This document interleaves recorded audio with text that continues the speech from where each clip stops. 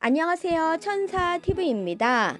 오늘은 보험 토크 세 번째 시간입니다.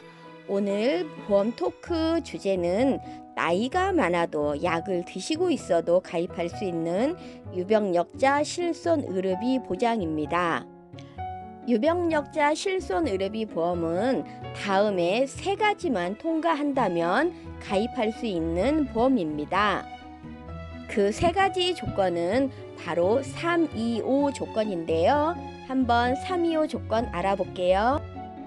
유병력자 실손보험을 가입할 수 있는 325 조건 중 3은 최근 3달 이내에 의사로부터 진찰이나 검사, 건강검진까지 포함이에요. 이런 거를 통해서 입원을 필요로 하는 그런 소견이 있었는지, 또는 수술이 필요하다는 소견을 들었는지, 그 다음에 추가로 검사나 치료를 받아야 된다는 소견을 들었는지, 이와 같은 의료 행위를 받은 사실이 있습니까? 라는 첫 번째 질문입니다. 325 조건 중에 두 번째는 최근 2년 이내에 의사로부터 진찰이나 검사를 통해 수술이나 입원한 적이 있습니까? 라는 질문입니다. 그 수술은 내시경적 대장 용종 제거술, 그다음에 담낭 수술, 백내장 수술, 하지 정맥류 수술, 사마귀 수술 이런 것들을 다 포함하는 수술이고요. 그다음에 계속해서 7일 이상의 치료 등과 같은 의료 행위를 받은 사실이 있습니까? 라는 질문입니다. 유병력자 실손보험을 가입하기 위한 325 중에 5는 최근 5년 이내에 암으로 진단을 받거나 암으로 입원, 수술 치료를 받은 사실이 있습니까? 라는 질문입니다. 앞에서 말씀드린 유병력자 실손보험을 가입하기 위한 325 조건만 통과한다면 나이가 들어도 약을 드시고 있어도 보험을 가입할 수가 있습니다. 앞에서 설명드린 325 조건을 간략하게 말씀드리면 최근 3달 이내에 의사로부터 진찰이나 검사를 통해 추가 검진이나 입원 수술에 대한 소견이 있었는지 물론 아니오라고 나와야 되고요. 그 다음에 최근 2년 이내에 의사로부터 진찰이나 검사를 통해 입원이나 수술 경력이 있는지 물론 여기서도 아니오라고 나와야 하고요.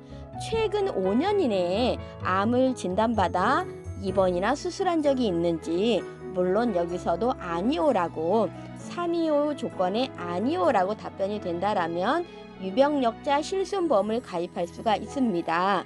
그리고 유병력자 실손보험을 가입할 수 있는 나이는 75세까지 가입할 수가 있습니다. 그러면 유병력자 실손보험에서 보상해 드리는 내용은 어떤 내용일까요? 네 가지를 보상해 드립니다. 첫 번째로 상해로 입원 치료를 받게 됐을 때 5천만 원 한도 내에서 병원비가 보상이 되는 건데요. 물론 본인 부담금이 있습니다. 그다음에 두 번째로 상해로 통원 치료를 받을 때 20만 원 한도 내에서 병원비 보상해 드리고요. 본인 부담금 있고요. 그다음에 세 번째는 질병으로 입원 치료를 받을 때 5천만 원 한도 내에서 보상을 해드리고 본인 부담금 당연히 있고요. 그 다음에 질병으로 통원 치료를 받을 때 20만 원 한도 내에서 보상을 해드리며 본인 부담금이 따로 있습니다. 유병력자 실손의료비 보장 좀 더 구체적으로 설명을 드릴게요.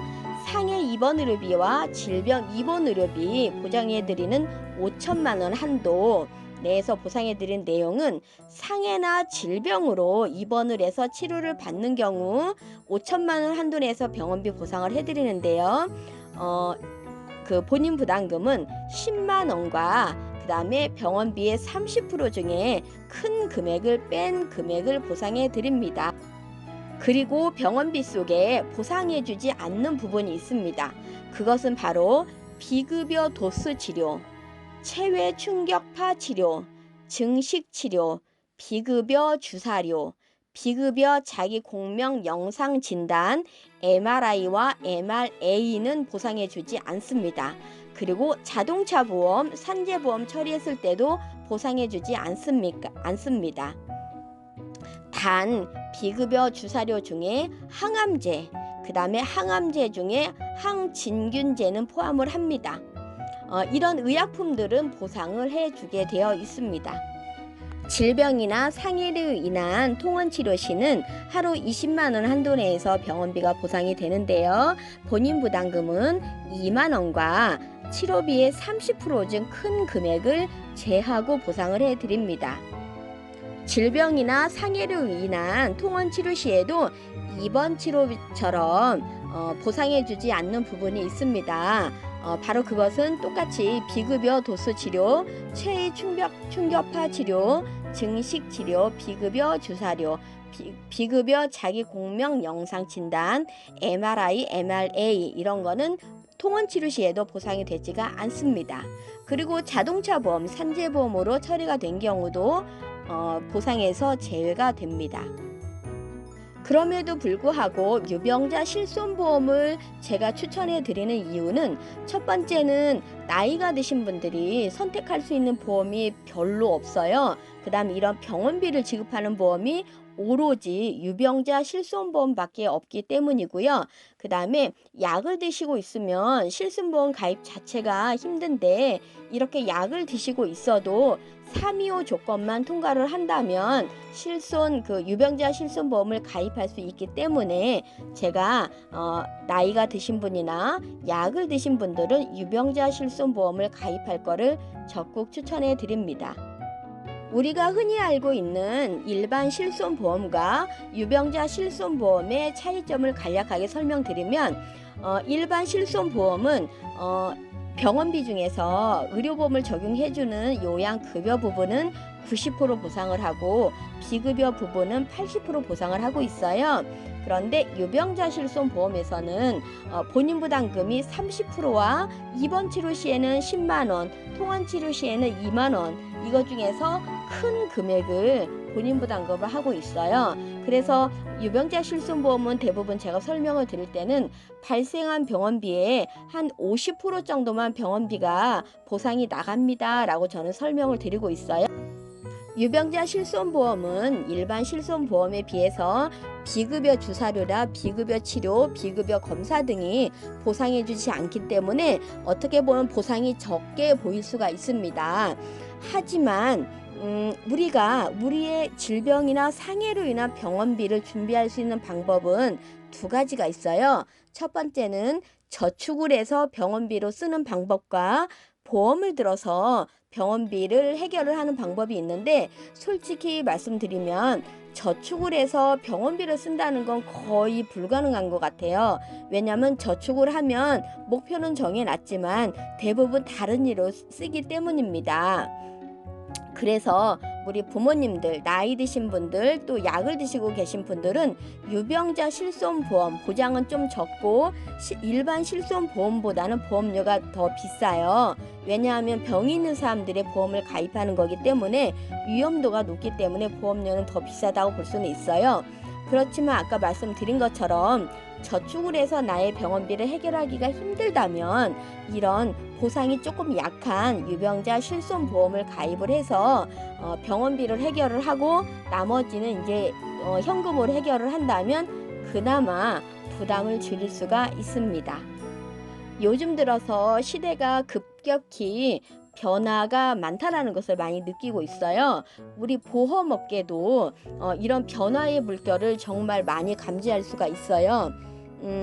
정말 예전에는 나이가 드시면 그리고 약을 먹고 있으면 보험 가입 자체가 안 돼서 정말 저축을 해서 병원비를 우리 부모님의 병원비를 해결할 수밖에 없는 상황이었는데 정말 생각지도 못했어요. 이렇게 나이가 75세까지 그리고 약을 먹고 있는 사람들 뭐 당뇨약을 드시든 또는 뭐 갑상선 약을 드시든 뭐 골다공증 약이나 관절염 약 어떤 약을 드시든 간에 그 325 조건만 통과를 할 수만 있으면 가입할 수 있는 유병자 실손보험이 나왔다는 거는 제가 오랫동안 보험 일을 한 사람으로서 정말 획기적인 일이라고 볼 수가 있어요. 그래서 제가 정말 강력하게 추천을 하는 거고요. 지금 현재는 75세까지밖에 가입이 안 되지만 제가 이런 그 변화의 흐름을 느끼다 보니까 유병자 실손보험을 80세나 85, 90세까지 가입할 수 있는 보험이 나오지 않을까라는 개인적인 생각도 좀 해봅니다. 왜냐하면 요즘에 장수 시대이기 때문에 나이 드신 분들이 되게 많거든요. 그래서 지금은 75세지만 나중에는 그 나이도 풀리지 않을까라는 개인적인 생각을 해봅니다. 물론 제가 가입해드린 많은 그 보험 가입하신 저희 고객님들도 이제 80세가 거의 다가오시는 분이 계세요. 그런데 유병자 실손보험은 75세까지밖에 가입이 안 되다 보니까 지금 당장 가입은 권해드리지 못하지만 나중에는 풀린다면 좀 보험료를 더 내고서라도 그렇게 권해주려고 생각을 하고 있습니다.